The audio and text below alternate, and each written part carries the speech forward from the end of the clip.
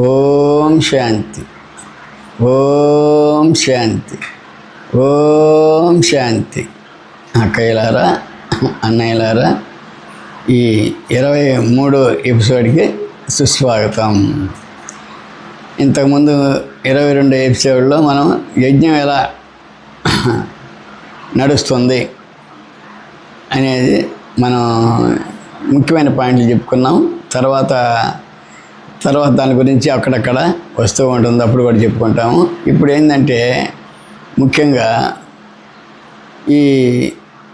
ఈ ఎపిసోడ్లో పరంధామం అనేది ఎక్కడుంది, పరంధామం అనేది ఎక్కడుంది?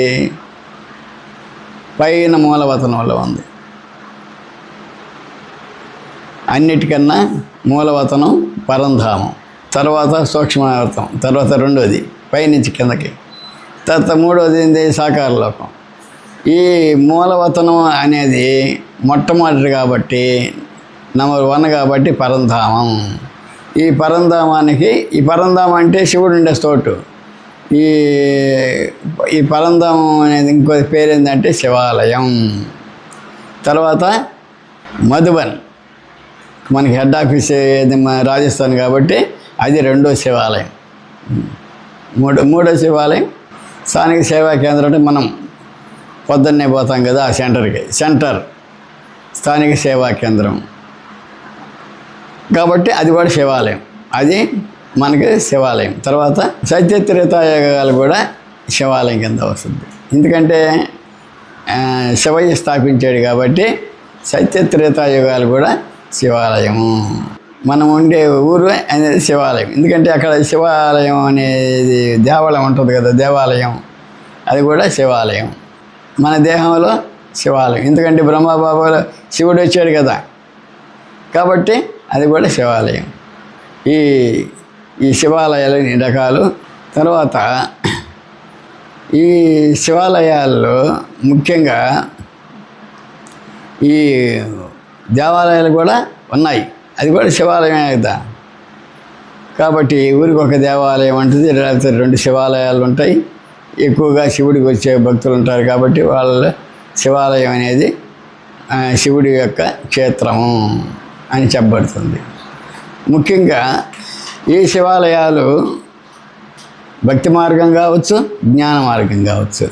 ఉదాహరణ మైపాడులో శివాలయం ఉంది, పక్కన జ్ఞాన మార్గం కూడా శివాలయం ఉంది. ఆ విధంగా కూడా ఉండొచ్చు. కాబట్టి ఈ శివాలయాల్లో జ్ఞాన మార్గానికి వెళ్ళేవారు జ్ఞాన మార్గానికి వెళ్తారు, భక్తి మార్గంలో శివాలయానికి భక్తి మార్గంలో వెళ్తారు. ఏది చూసినా జ్ఞాన మార్గం చాలా గొప్పది. ఎందుకంటే భగవద్గీతలో భక్తి మార్గం కంటే జ్ఞాన మార్గం చాలా శ్రేష్టమైనది అని చెప్పారు. ఎందుకంటే భక్తి మార్గంలో శివాలయం వల్ల ముక్తి వస్తుంది అని చెప్పి చెప్తారు. ముక్తి అంటే ఏంది? నిశ్చలంగా ఉండడం, జన్మ లేకుండా ఉండడం, ఆ జన్మ సార్థకత చేసుకోవడం. జన్మ సార్థకత చేసుకోవడం అంటే మళ్ళీ పుట్టకపోవడం ఉంటుంది. కానీ జ్ఞాన మార్గంలో ముక్తి జీవన్ముక్తి ఉంటుంది. ముక్తి జీవన్ముక్తి. ముక్తి అంటే ఏంది? పరంధామలో నివసించడం. ముక్తి అంటే పరంధామలో నివసించడం. తర్వాత ఈ జ్ఞాన మార్గం వల్ల ముక్తి తర్వాత పరంధామలో నివసించి తర్వాత అక్కడి నుంచి భూలోకం రావడం. భూలోకంలో ఏముంటుంది? సత్యయుగం ఉంటుంది. ఆ సత్యయుగంలోకి ఎంటర్ కావడం. సత్యయుగం గురించి ఒకసారి చెప్పాను, ఏమి ఉంటాయి అక్కడ అన్నీ తెచ్చాం. మళ్ళీ ఒకసారి చెప్తాను. సత్యయుగంలో ఎలా ఉంటుంది? అన్ని పూల తోటలు, ఆహార పదార్థాలు, పండ్లు ఎలా ఉంటాయి? అట్లా గోడుతో గుచ్చితే జువ్వన రసం చిమ్మద్ది. ఎట్లా ఉంటుంది రసం? మధురంగా ఉంటుంది, మళ్ళీ తినాలనిపిస్తుంది. అక్కడ ప్లేట్లు, కంచాలు, ఆ కంచాలు కూడా రసం అంటుకొని ఉంటుంది కదా, దాన్ని కూడా వాళ్ళు తినే యుక్తి ప్రదర్శిస్తారు. కాబట్టి ఆ విధంగా ఉంటుంది. ఒకే రేవులో ఆవు, పులి నీళ్లు తాగుతాయి, అంత వైరం అనేది ఉండదు. ఇప్పుడు పక్షులు ఎలా ఉంటాయి? వాటే శుభ్రం చేసుకుంటాయి, ఇల్లు గలీజ్ అనేది చేయరు. ఇళ్లలో అన్ని పక్షులు ఉంటాయి, ఆ పక్షులు సహజీవనం చేస్తూ ఉంటాయి మనతో పాటే. అక్కడ ఇబ్బంది ఏమి ఉండదు. అక్కడ ఆ పక్షులు గలీజ్ చేయడం అట్లాంటి ఏం జరగదు.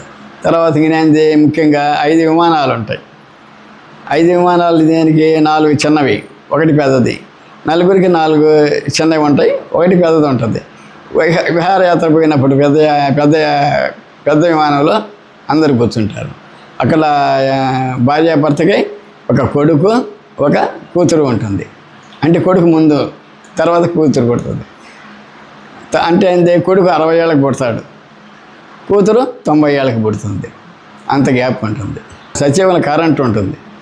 ఆ కరెంట్ అనేది ఉంటుంది, కానీ భవనాలు, సచివులు నివసించే భవనాలు ఇంజనీర్లు ఎలా స్థాపించారంటే మనకి ఆశ్చర్యం అవుతుంది. అద్దాల మేడలు ఉంటాయి. ఆ మేడలకి ఉన్న గోడల్లో, ఆ గోడలకి నవరత్నాలు పొదిగి ఉంటాయి.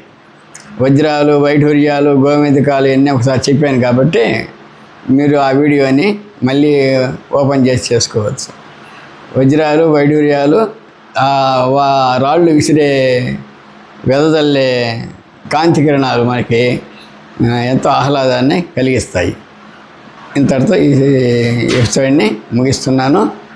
మళ్ళీ ఒకసారి వచ్చినప్పుడు తదుపరి వీడియోని ప్రారంభిస్తాము. యోగి భవ జ్ఞాని భవ ఛానల్ని సబ్స్క్రైబ్ చేసుకోండి. ఓం శాంతి. సర్వే జనా సుఖినో భవంతు.